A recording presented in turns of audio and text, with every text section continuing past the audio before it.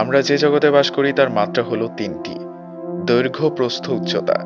এই তিন নিয়ে আমাদের পরিচিত ত্রিমাত্রিক জগৎ। সময়কে বিবেচনা করা হয় চতুর্থ মাত্রা হিসেবে, কিন্তু স্ট্রিং থিওরি বলছে বস্তু জগতে মাত্রা হচ্ছে 9টি।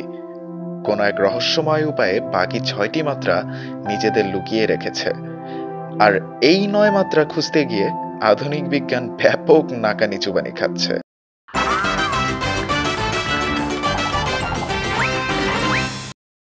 পাইছি পাইছি পাইছি। তুই কাঁদতেছিস কেন? কাঁদতেছি না দোস্ত, স্ট্রিং থিওরির রসটা আমি ধরে ফেলছি। দূর ভনিতা করিস না তো, এই বিষয়টা নিয়ে এমনিতে আমার ঘুম হচ্ছে না। আর ভরিত করার কি আছে দোস্ত? আচ্ছা যা, তোকে সহজ বাংলায় বুঝে। ধর আমাদের একটা বন্ধু আছে বল্টু নামে, সে মানুষের বাসায় কাজ করে। কি? ভাবলে আমাদের বন্ধু? ভাবলে সমস্যাটা কি? বল।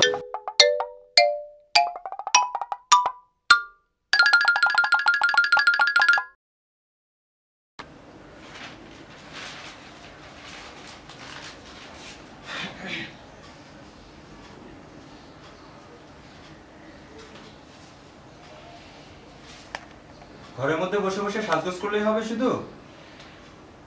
অন্য কিছুরও তো খোঁজ খবর রাখতে হবে। কেন, কি হইছে? বল্টু, বল্টু,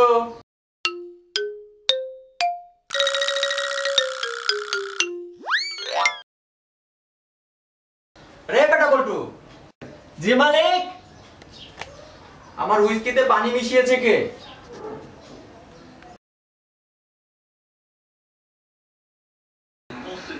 বল্টু,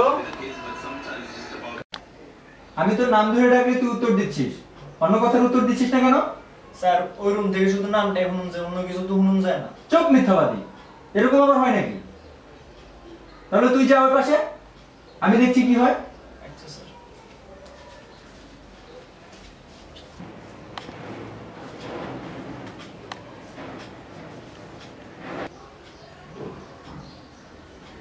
পাশের বাসার কাজের মেয়েকে মোবাইল কিনে দিছে কে?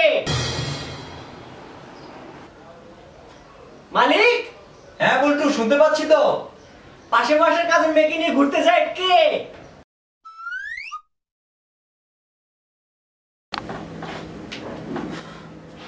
ঠিকই বলেছিস রে বল্টু, ওপাশ থেকে শুধু নামটাই শোনা যায়, অন্য কিছুই শোনা যায় না। আজব ব্যাপার। প্রদর্শিত ভিডিওখানা প্রত্যক্ষ করিয়াই কবি অনুধাবন করিতে পারিয়াছিলেন তাহার বুয়েটে এবং ইহাদের খানাখন্দে পরিবার কারণ।